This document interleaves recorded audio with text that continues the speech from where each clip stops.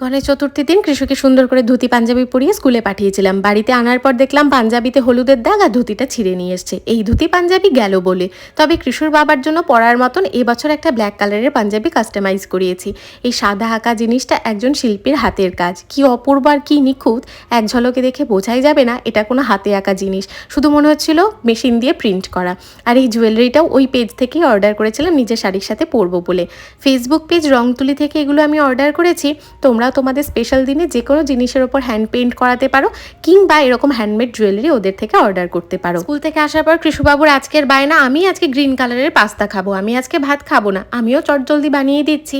এই পাস্তাটা ভীষণ হেলদি আর খেতে ভীষণ টেস্টি, আর চটজলদি বানানো হয়ে যায়, আর বাচ্চাদের ওয়েট গেইন করাতেও সাহায্য করে। তাই যদি তোমরা চাও তোমাদের বাচ্চার জন্য এই পাস্তাটা একবার বানিয়ে দিতে পারো। বাচ্চারা একদম তৃপ্তি করে খেয়ে নেবে, কোনো ঝামেলা করবে না। আজকে দুপুর নাগাদ কৃষুর বাবা আবার ব্যাগ প্যাক করে বেরোচ্ছে। অফিসের একটা মিটিং আছে ওর মধ্যপ্রদেশে, সেখানেই যাচ্ছে। কি বলো বলো আমাকে বলো। ওর বাবা তো লুকিয়ে বেরিয়ে গেছে, ও বুঝতে পারেনি। পরে যখন বুঝতে পেরেছে তখন বায়না করছে ওর বাবার সাথে খেলতে যাবে, ঘুরতে যাবে। তারপর ফ্রিজ নিয়ে দুষ্টুমি করতে করতেই ভুলে গেছে ব্যাপারটা। এখানে আবার পড়াশোনা করছে, আর পড়াশোনা করতে করতে আমি একটা কলা ওর হাতে ধরিয়ে দিয়েছি, তার সাথে দুটো ডিম সেদ্ধ করে দিয়েছি।